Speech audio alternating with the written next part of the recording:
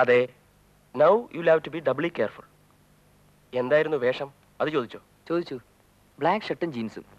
Black ഷർട്ടും ജീൻസും. അവനെ മിക്കവരും ഇതുമാതിരി കടും നിറത്തിലുള്ള വേഷങ്ങളിലാണ് കണ്ടിട്ടുള്ളത്. Either black or red or brown. ആ വന്നു വീഴും.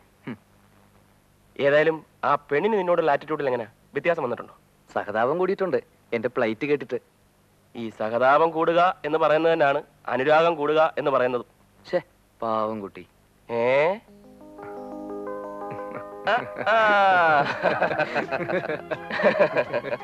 ഏതായാലും ആ കൊച്ചിന് ഇനി ആള് മാറി പോവാതിരിക്കാൻ വേണ്ടി നീ ഒരു കാര്യം ചെയ്യും. ഒരു പച്ചകുത്ത്. അതും അവളെ മാത്രം കാണിച്ചു കൊടുക്കാൻ പാകത്തിൽ ആരും കാണാത്ത എവിടെയെങ്കിലും കാച്ച്.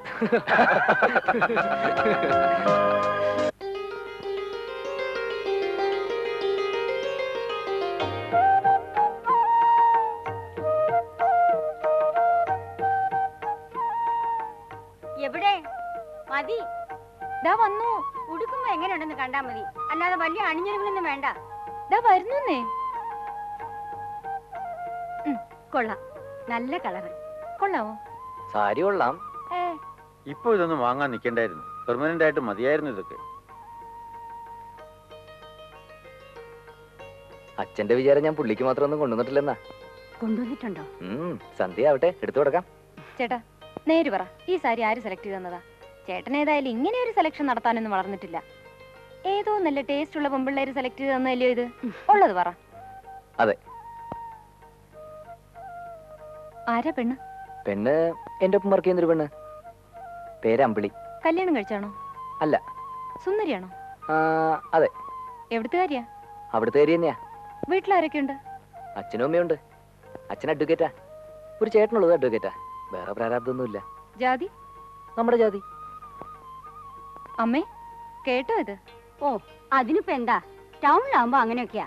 തുണി എടുത്തു കൊടുത്തെന്നും കൂടെ സിനിമയ്ക്ക് പോയെന്നും ഒക്കെ ഇരിക്കും. അവിടെയുള്ള പെമ്പിളർക്ക് അതൊന്നൊരു ദൂഷ്യമല്ല. ശരിക്കും കൊളുത്തി കിടക്കാണോ? അയ്യേ,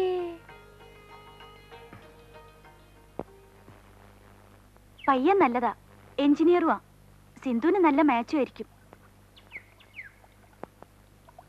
വിശ്വത്തിന് അറിയായിരിക്കണമല്ലോ. ഞാൻ കണ്ടിട്ടുണ്ട്. ഞാൻ പറഞ്ഞ എന്താ നേരല്ലയോ? അതെ.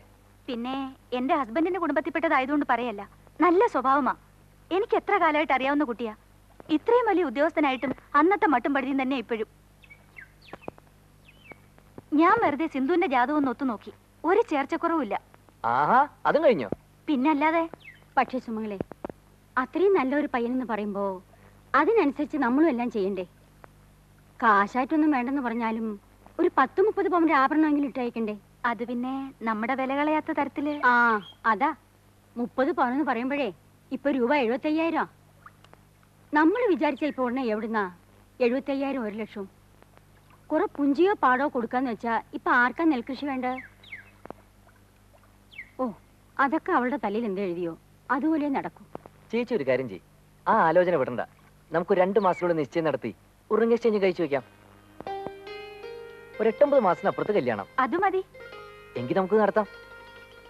ഞാനൊരു ചിട്ടിക്ക് ചേരുന്നുണ്ട്. നമ്മുടെ ആവശ്യം വരുമ്പോ ഒരു 10-70 രൂപ പിടിക്കത്തക്ക രീതിയിൽ. അച്ഛനോട് പറഞ്ഞോ ധൈര്യമായിട്ട് പ്രൊസീഡ് ചെയ്തോളാൻ.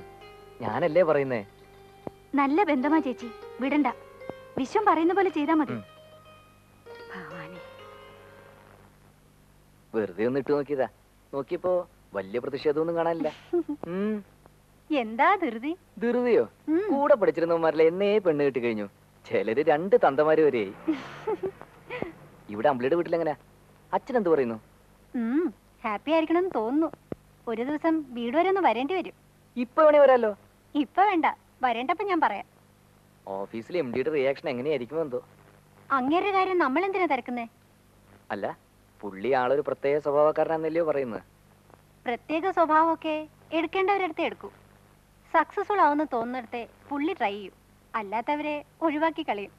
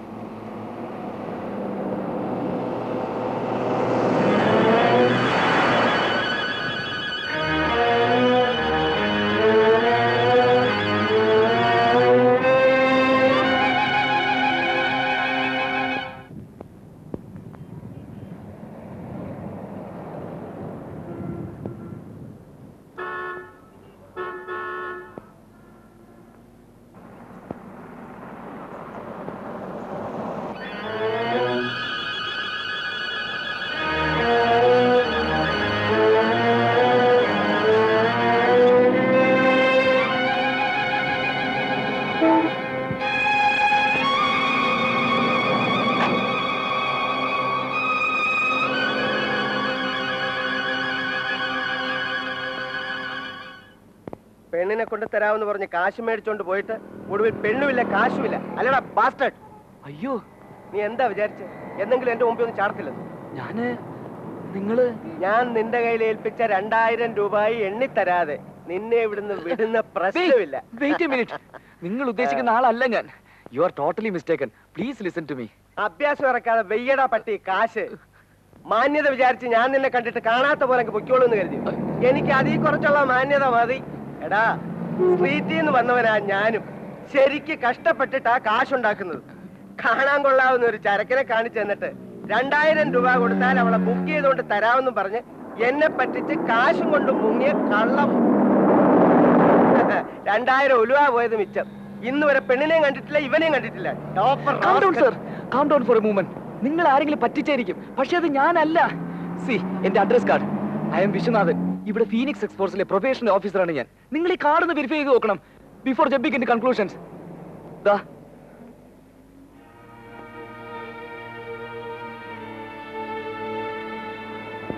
വേണമെങ്കിൽ ഫോൺ ചെയ്ത് ചോദിച്ചോളൂ. My office number is there. You can talk to my officer. He will confirm my statements. What is this? വണ്ടി കയറ്. അയ്യോടാ വണ്ടിയിൽ ഫോൺ ചെയ്യണ്ട, ഞാൻ വരാൻ നിന്റെ കൂടെ.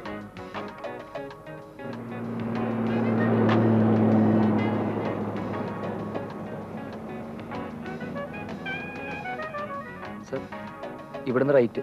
അറിയാം, പറഞ്ഞുതരണ്ട.